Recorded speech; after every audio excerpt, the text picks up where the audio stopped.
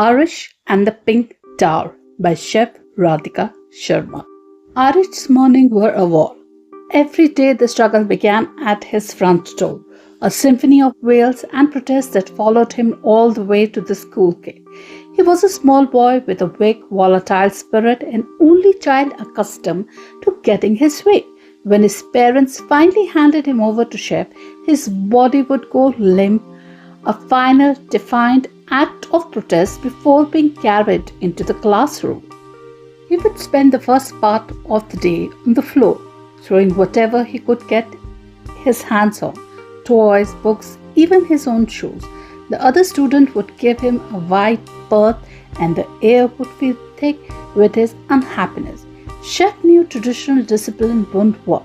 His tantrums were just misbehavior. They were a cry for a different kind of understanding. One afternoon, when the other children were working on their project, Sheff sat on the rug with a set of pink tar blocks. Instead of calling to him, she began to work with the block herself, stacking them from largest to smallest, a silent methodological process. The beautiful geometric progression of the cubes seemed to intrigue him. Aarish was, as usual, in the corner, a scowl etched on his face. He watched Sheff from a distance, his throws becoming less frequent, his outbursts quietening to a low grumble. He was a kinesthetic learner, a boy who needed to move, to think, and a hurricane of emotions. Slowly, carefully, he crawled closer.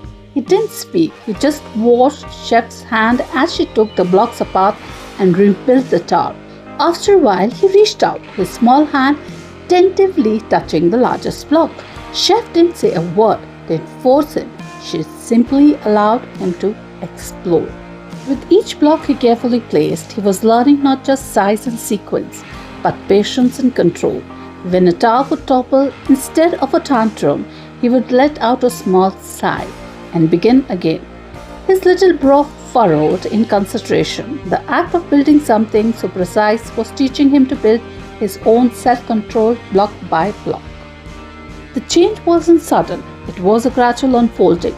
The wails at the school gate became quieter until one day they were gone. He started walking into the classroom on his own, his face still serious, but his eyes were now full of purpose. He would head straight from pink tar, his personal tool for grounding himself. The culmination of this journey came one afternoon when his parents came to pick him up. They looked at